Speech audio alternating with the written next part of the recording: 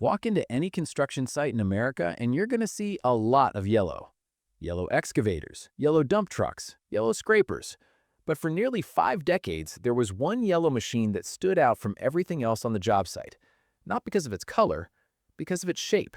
From a distance, you could always tell it was a Cat Dozer. Not from the badge, not from the engine sound, but from that silhouette, that unmistakable triangle sitting where the track should be. That elevated drive sprocket lifted high off the ground like a crown on top of the undercarriage. Operators called it the triangle track. Caterpillar called it the high drive, or the elevated sprocket. And for a long time, it wasn't just a design. It was a fortress. It was a statement. It said, "We are Cat. We do things differently, and you can't do what we do." But something is changing. Walk into that same job site today, and on Cat's most popular entry-level dozers, the machines building your roads, your neighborhoods, your parking lots, the triangle is gone, replaced by a flat, oval track, just like everyone else. So today, we're going to answer the question nobody in the equipment world is talking about out loud. Why did Caterpillar, the company that invented the high drive and spent nearly 50 years defending it, choose to go flat on its bread-and-butter machines? And what does that mean for the future of the dozer? Let's go back to where it all started. It's 1977. Cat's engineers are staring at a problem they can't solve with conventional thinking. The dozers of the era were getting bigger and more powerful every year. Mining companies needed machines that could push harder, rip deeper, and move more material than anything that had ever existed. The old Cat D9 wasn't cutting it anymore. Rival manufacturers like Komatsu were already pushing machines over 600 horsepower. Cat needed to respond. But there was a fundamental mechanical problem. In every bulldozer built at the time, the drive sprocket, the big gear that actually turns the track, sat low, right at the back of the machine, close to the ground. That meant every time a 90-ton machine hit a boulder or a frozen ledge of rock, the shockwave traveled directly up through the tracks and straight into the gearbox. The final drives were getting hammered. They were breaking, all the time. And one of Cat's engineers had what sounds, on paper, like the most obvious idea in the world. What if we just lift it up? What if we take the drive sprocket off the ground entirely, put it high up on the machine's frame, and let the track wrap around it in a triangle? That way, when the machine hits a rock, the shockwave stays in the suspension. It never reaches the gearbox. The brains of the machine are protected from the brawn of the job site. Simple in concept, insanely complex to actually build. The development program began around 1970 and resulted in 93 separate patents before it was done. 93. That's not a product. That's a legal fortress built out of engineering. In the fall of 1977, Cat rolled out 10 pilot machines to job sites across the country. The D10, 700 horsepower, 190,000 pounds, the most powerful track-type tractor ever built at that point in history. Operators who climbed into those first D10s couldn't believe it. The ride was smoother because the suspended undercarriage absorbed the terrain instead of fighting it. The machine put more power to the ground because the tracks could actually conform to whatever was underneath them. And when something broke, a mechanic didn't have to spend 2 days tearing apart the undercarriage. The entire drivetrain module slid out the back. In mining, where a downed machine costs thousands of dollars every hour, that was a game changer. Cat had built something genuinely new. And then they did what any smart company would do with a genuinely new idea. They locked it down. Here's the thing people get wrong about the high drive. They assume that other manufacturers couldn't copy it because it was too expensive or too complicated to build. That's not the reason. The reason is those 93 patents. Cat didn't just patent the triangle shape. They patented the suspended undercarriage system that made the triangle actually work. When you lift the drive sprocket, you create a new problem. The undercarriage becomes bouncy and unstable. Cat's solution was a system of oscillating rollers, sometimes called bogies, that allowed the track to flex and wrap around obstacles independently, like a tank tread. It gave the machine traction without giving the operator whiplash. Every time a competitor tried to build their own elevated sprocket dozer, they hit Cat's legal wall. Build the high sprocket without the bogies, and your machine rides like a buckboard wagon on a cobblestone street. Try to build the bogies, and Cat's lawyers would like a word with you. The stalemate lasted decades. Komatsu, John Deere, Case, they all stayed flat. They kept perfecting the oval track and argued, not without reason, that a lower center of gravity made for a more stable, more precise grading machine. Meanwhile, in 1985, Cat doubled down. They took the high drive out of the mining world and put it into their medium dozers, the D4H, D5H, D6H, and D7H. Now, the iconic triangle wasn't just for the massive machines at the copper mines, it was on job sites all over America. By the time those patents began expiring in the early 2000s, the rest of the industry had spent 30 years perfecting the oval track. They weren't about to throw that investment away just to chase Cat's playbook. Or so everyone thought. So here's the honest truth about what's actually happening right now, and it's more nuanced than most people realize. Cat hasn't abandoned the high drive across the board. The D5, D6, D7, D8, D9, D10, and D11 all still run the elevated sprocket. Cat has actually celebrated building their 175,000th medium high drive dozer. They're proud of it. But on their highest volume entry-level machine, the D4, the dozer that replaced the old D6K2, Cat chose a flat oval track, the most popular size class for contractors doing roadwork, site prep, and finish grading. And that choice tells you everything about where the industry is heading.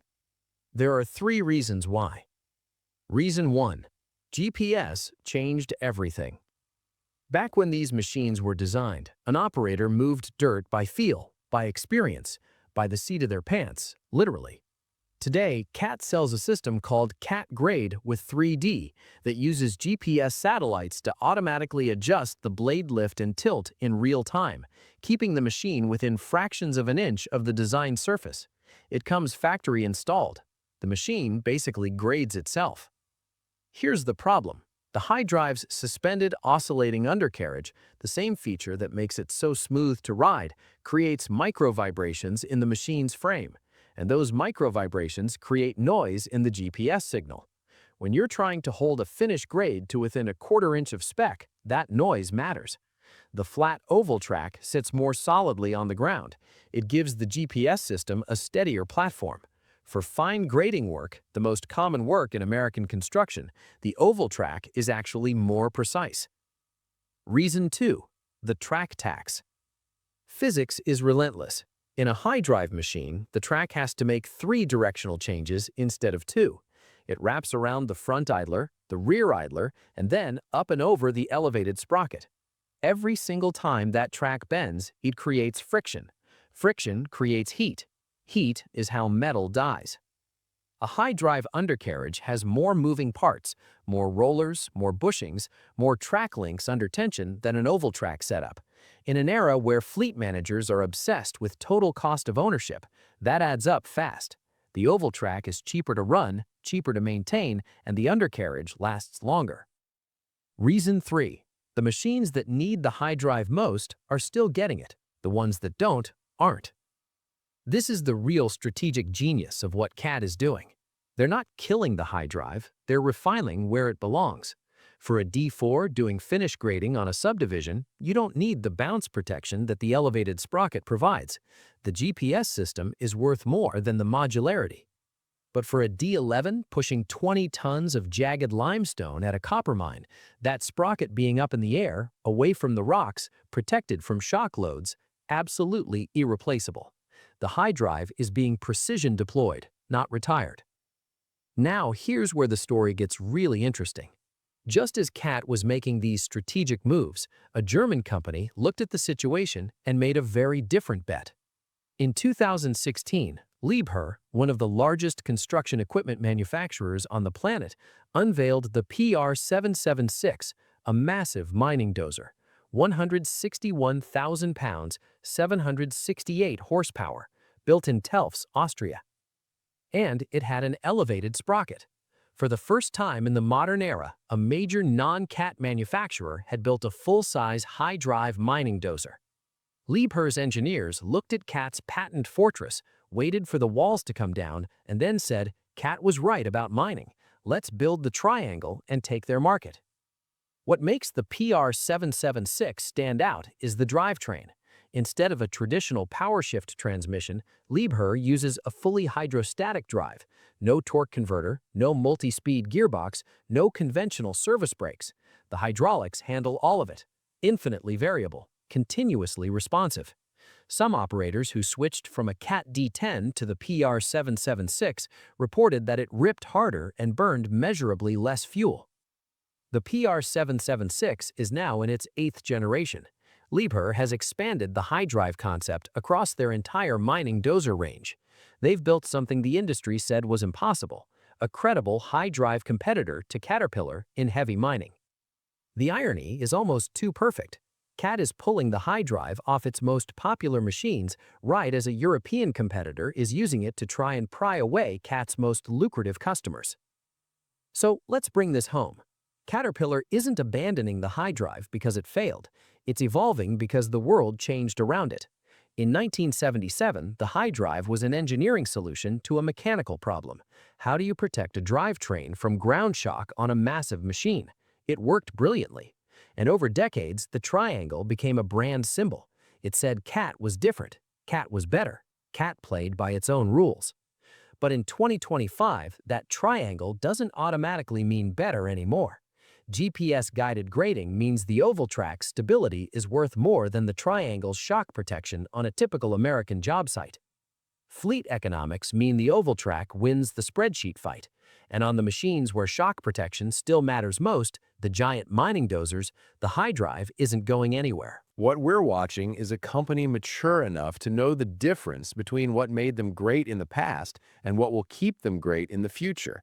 That's harder than it sounds. Most companies can't do it. And meanwhile, Liebherr looked at that same technology CAT built 50 years ago and said there's still an entire market that needs this. And they're not wrong. The triangle isn't dead. It's just being used more deliberately, more precisely, in exactly the applications where it earns its place. Which, when you think about it, is exactly how a good tool should work. So I want to hear from you. Are you an operator who's going to miss seeing that triangle on the job site? Or do you think CAT made the right call putting the GPS-ready flat track on the machines that need it most? Drop your take in the comments. And if you've run both, high drive and flat track, tell me what you actually felt in the seat. That's the experience no spec sheet can give you. Hit that like button if this gave you something to think about. Subscribe for more deep dives into the machines and the decisions that build America. I'll see you in the next one.